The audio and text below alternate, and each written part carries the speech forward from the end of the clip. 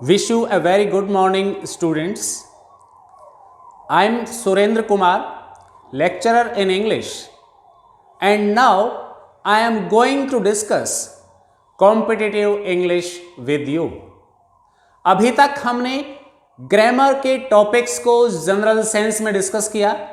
आइए आज से हम शुरू करते हैं कि किस प्रकार से कॉम्पिटिटिव एग्जाम्स में इंग्लिश ग्रामर से रिलेटेड क्वेश्चंस पूछे जाते हैं, एरर फाइंडिंग के क्वेश्चंस पूछे जाते हैं, फाइंड द एरर्स और मेक द सेंटेंसेस करेक्ट।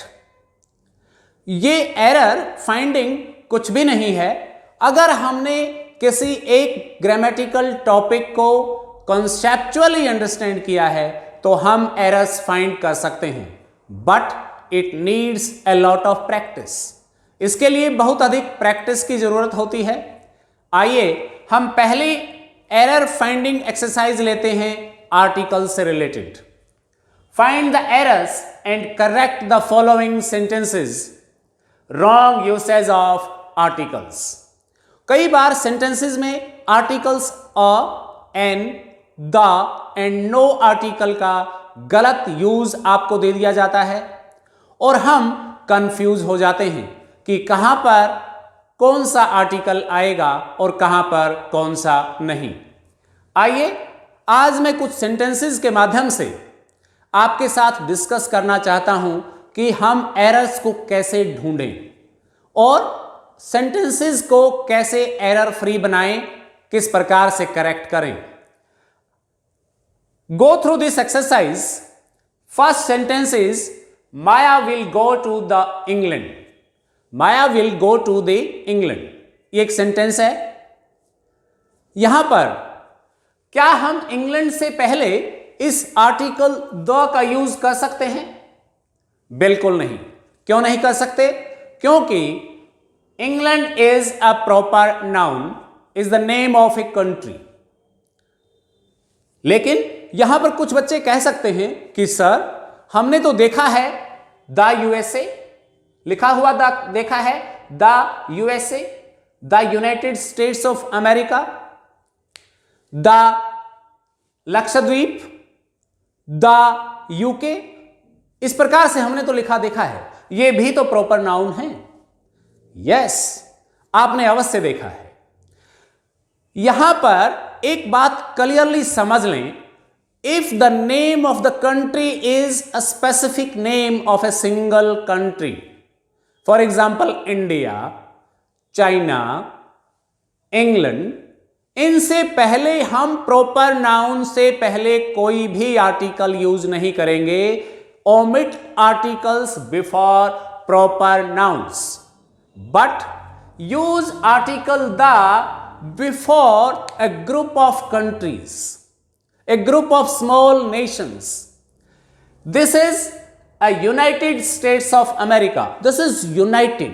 बहुत छोटे छोटे प्रांत हैं यहां जिनको यूनाइट करके पूरा अमेरिका बनता है। इसी प्रकार से यूके, यूनाइटेड किंगडम।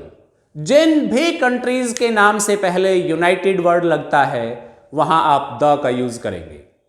इसी प्रकार से बहुत छोटे छोटे द्वीप होते हैं, उन द्वीपों का एक समूह होता है।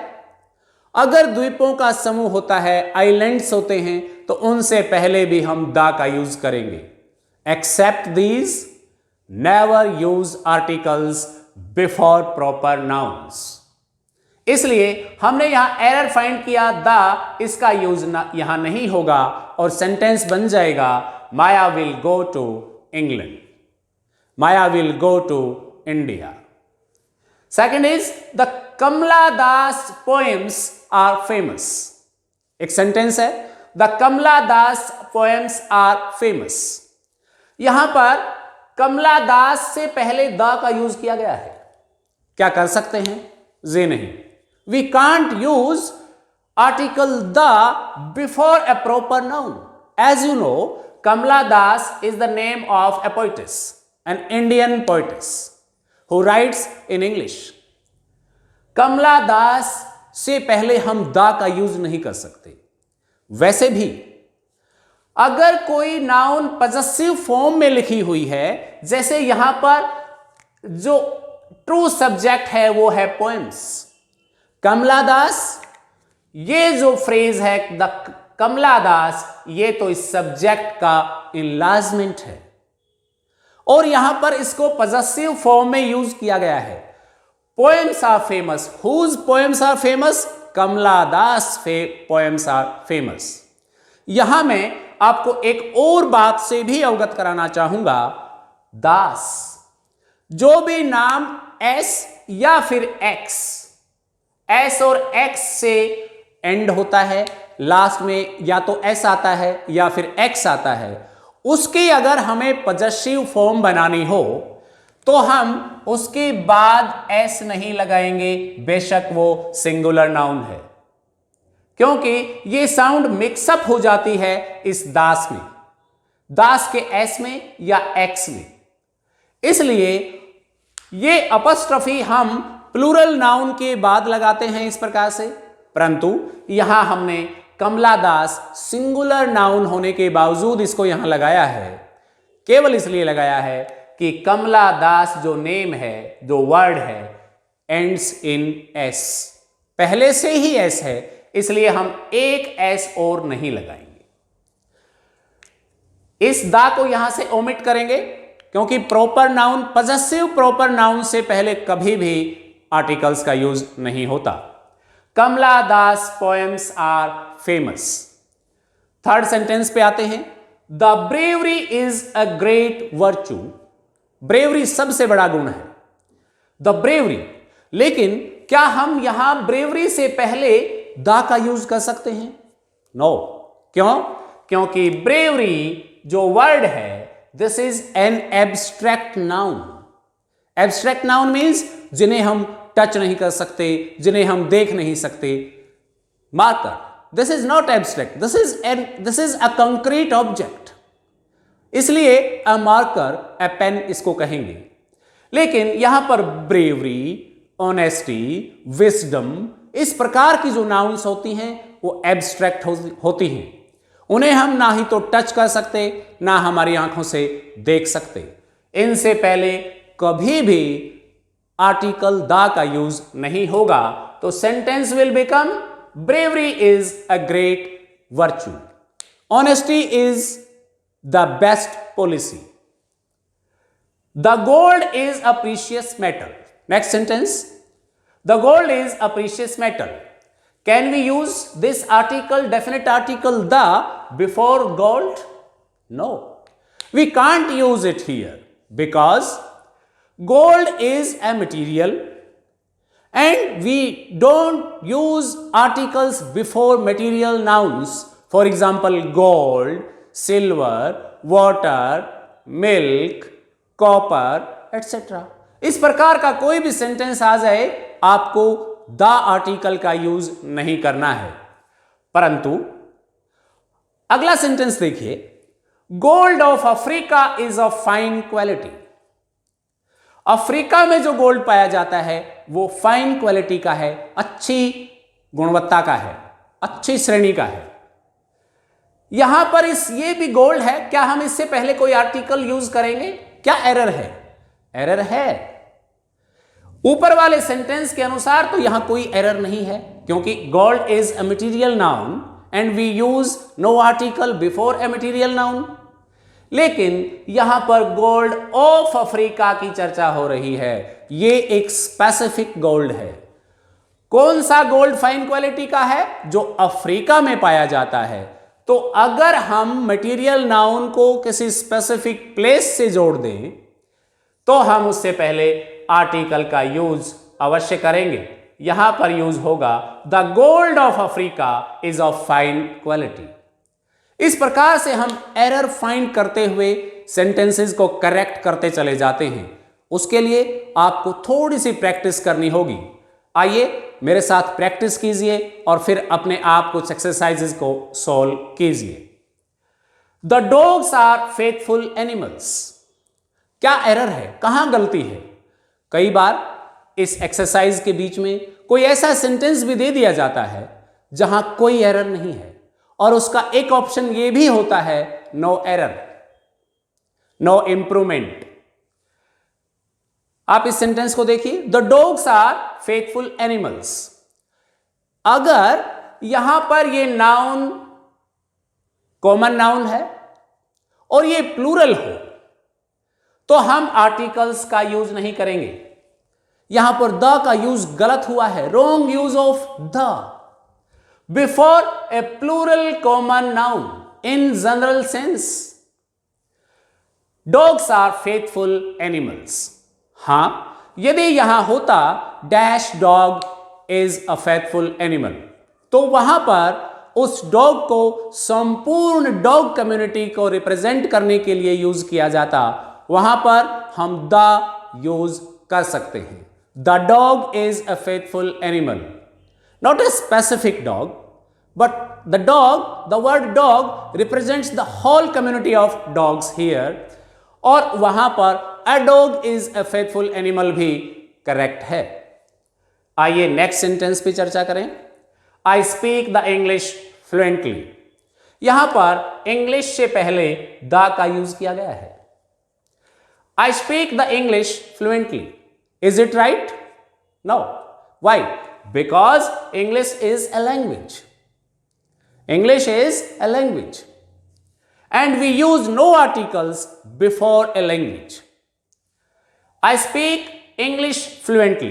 This is the right structure of the sentence. I speak English fluently.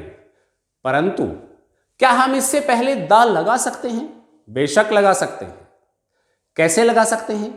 अगर हम यहां पर टू डिफरेंट लैंग्वेजेस की चर्चा करें, फॉर एग्जाम्पल अगर हम वहां के नेटिव पीपल की चर्चा करें, the English means English people, not English language. Next is I will do it after the lunch. कहां एरर है? आर्टिकल को ढूंढिए। आर्टिकल है द, किससे पहले यूज हुआ है? लंच से पहले। आपको यहां स्पष्ट होना चाहिए, we use no articles before meals. Meals से पहले जब तक वो स्पेसिफिक ना हो हम आर्टिकल्स का यूज नहीं करते। For example breakfast, lunch, dinner, supper, इनसे पहले हम कभी भी आर्टिकल्स का यूज नहीं करते। But we use article the if they are specific.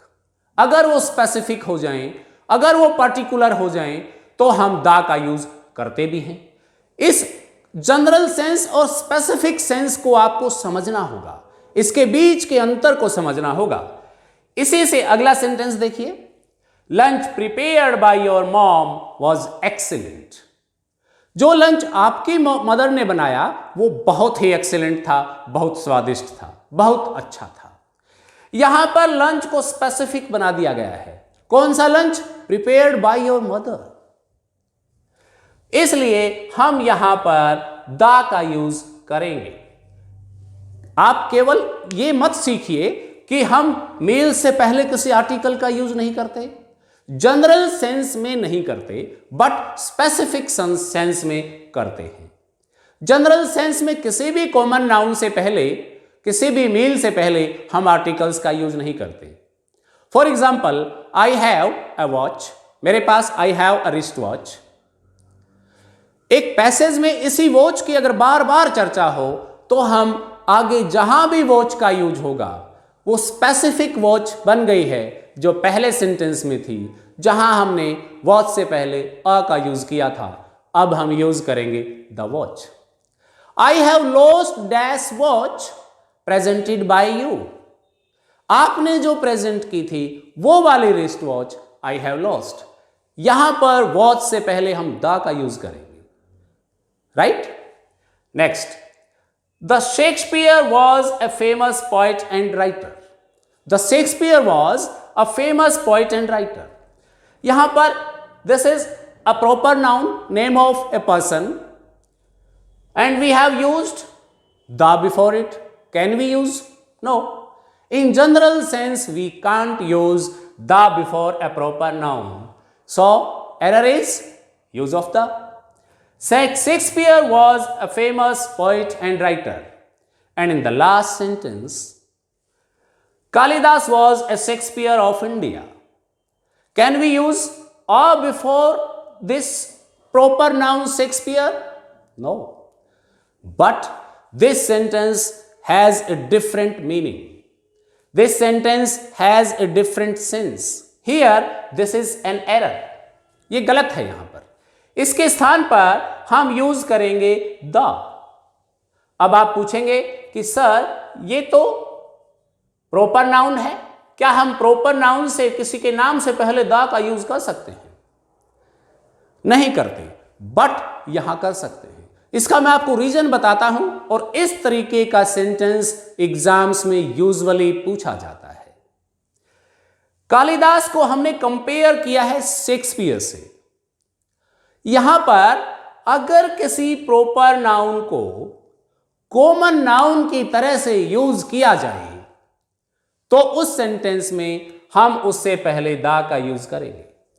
यहां इस प्रॉपर नाउन शेक्सपियर को कॉमन नाउन की तरह से यूज किया गया है, इसलिए हम यूज करेंगे the.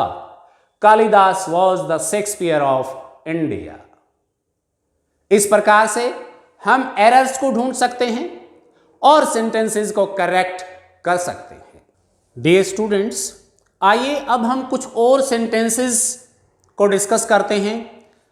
Find the errors and correct the sentences. And errors जो होंगे वो आर्टिकल्स से रिलेटेड होंगे.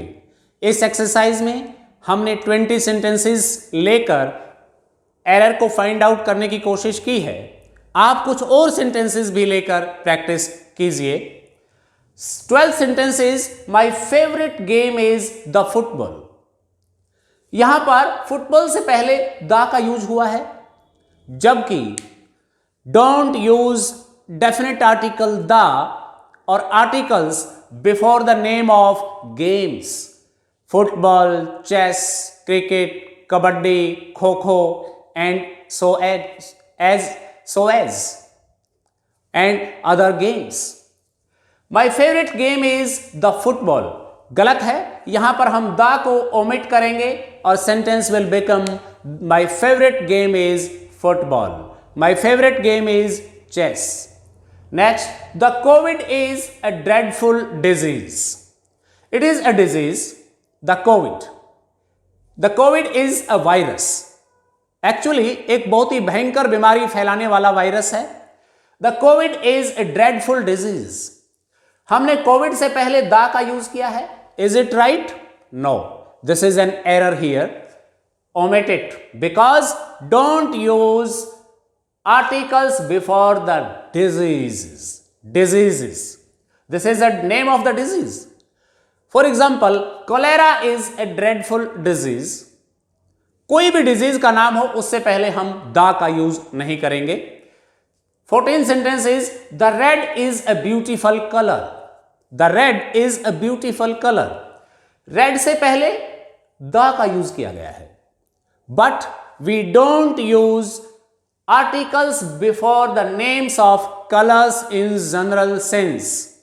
हम कलर्स के नाम से पहले, कलर्स से पहले आर्टिकल्स का यूज नहीं करेंगे. 15 sentences. The site is one of the 5 senses. यहां पर वी हैव 5 senses. 5 इंद्रियां हैं, ज्ञानेंद्रियां जिन्हें हम कहते हैं, सेंसेस हैं. Eye, ear, nose, tongue and skin. इन्हीं से हम बहुत सी चीजें पता करते हैं, सीखते हैं. द साइट उनमें से एक है, इसलिए किसी स्पेसिफिक सेंस से पहले हम आर्टिकल का यूज नहीं करेंगे. And the sentence will become site is one of the 5 senses. Next is the December is the last month. क्या हम इस name of a month, name of a day से पहले किसी आर्टिकल का यूज कर सकते हैं? नो. तो यही एरर है, गलत है. दिसंबर इज द लास्ट मंथ. फिर हमने यहां द का यूज क्यों किया? Yes, this is absolutely right. यहां गलती नहीं है. क्यों नहीं है?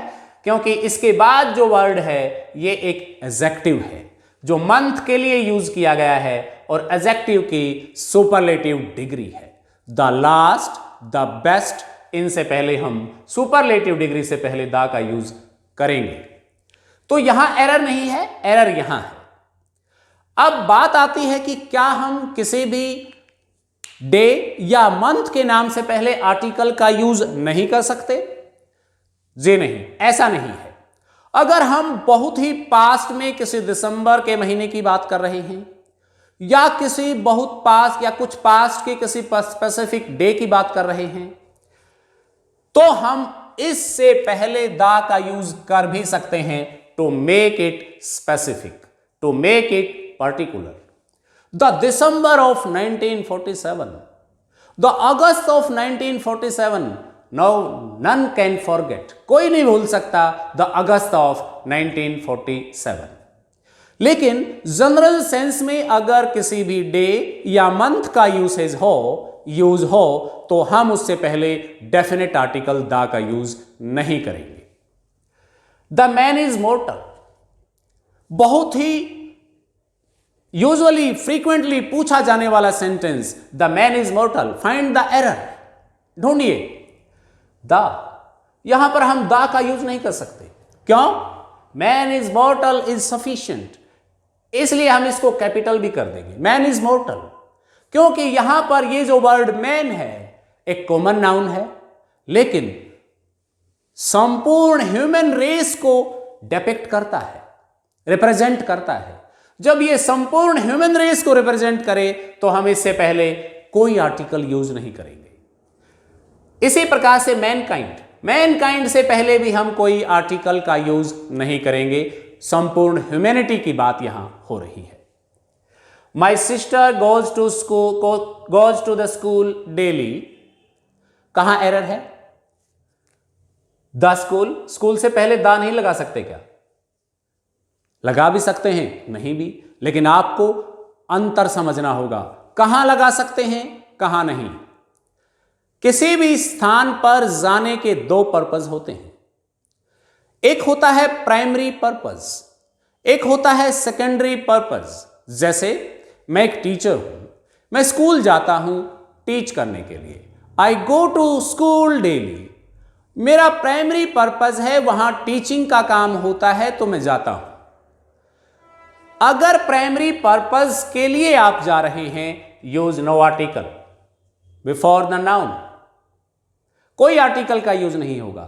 लेकिन मैं स्कूल जाना तो मेरा काम है, स्कूल जाना आप सभी स्टूडेंट्स का भी काम है, कॉलेज आप पढ़ने जाते हैं, this is your primary purpose. एक डॉक्टर अपने हॉस्पिटल में ट्रीटमेंट के लिए जाता है, अपनी ड्यूटी पर जाता है, ये उसका प्राइमरी पर्पस है। लेकिन यदि मैं हॉस्पिटल जाऊं, एक टीचर हॉस्पिटल जाए, या आप हॉस्पिटल जाएं, या एक डॉक्टर स्कूल में आए, वो उसका प्राइमरी पर्पस नहीं है, वो उसका सेकेंडरी पर्पस है। यदि हम कहीं भी सेकेंडरी पर्पस के लिए जाते हैं, always use the before that noun. If the purpose is primary one, never use articles before the noun. इसलिए my sister goes to school daily, absolutely right. Remove this article the from here. Second is my father went to school yesterday. अब मेरे father का school जाना तो primary purpose नहीं है, वो तो एक फार्मर हैं, खेत में जाते हैं, वहां पर जाना उनका प्राइमरी पर्पस है। लेकिन यहां हमें द का यूज करना होगा, यहां पर द इंसर्ट करना होगा। My father went to the school yesterday, वो कल स्कूल गए, वो स्कूल विजिट करने के लिए गए, वो स्कूल मेरी फी पे करने के लिए गए, वो स्कूल में पीटीएम अटेंड करने के लिए गए, whatever be the reason. लेकिन सेकेंडरी पर्पस है, सेकेंडरी पर्पस में हम द का यूज करेंगे, प्राइमरी पर्पस में नहीं करेंगे। इसी प्रकार से देखिए, दो फ्रेजेस हैं, टू लीव स्कूल और to leave the school. Which one is correct? Both the phrases are correct, दोनों सही हैं। फिर डिफरेंस क्या है? To leave school means primary purpose था और फिर स्कूल छोड़ दिया। My sister is going to leave school means उसने 10+2 कर ली, उसके बाद she has to go to college, so she has to leave school. The school नहीं बोलेंगे यहां पे। और to leave the school means somebody had visited the school and now he has left the school. अब चला गया है। To leave the school means go away from the school, and to leave school means to leave studies in that school. यह difference है इससे पहले the लगने और ना लगने में। Next, my father went to school yesterday, यहां हमने द इंसर्ट किया। 20th sentence is nature is beautiful. Nature is beautiful. Don't use article before this word nature, so there is no error. यहां पे कोई एरर नहीं है। This sentence is error free, no error. लेकिन क्या हम सब जगह पर नेचर से पहले आर्टिकल्स का यूज नहीं करेंगे? बिल्कुल नहीं, ऐसा नहीं है। अगर ये नेचर उस नेचर के रूप में यूज हुआ है, जनरल सेंस में यूज हुआ है, तो हम आर्टिकल्स यूज नहीं करेंगे।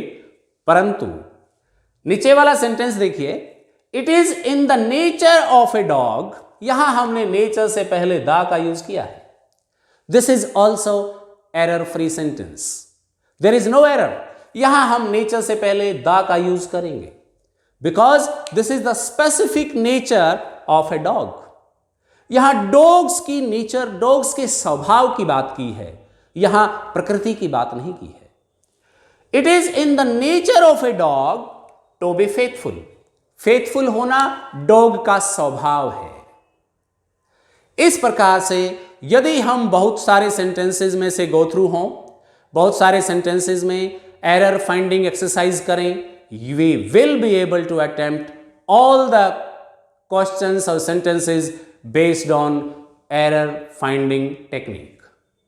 आइए अब हम कुछ और टेक्निक्स सीखते हैं, कुछ और एक्सरसाइजेज करते हैं, कुछ और प्रैक्टिस करते हैं, ताकि आप कभी भी मिस्टेक्स ना करें, गलतियां ना करें और कॉम्पिटिटिव एग्जाम में आपको सफलता मिले। Thank you very much.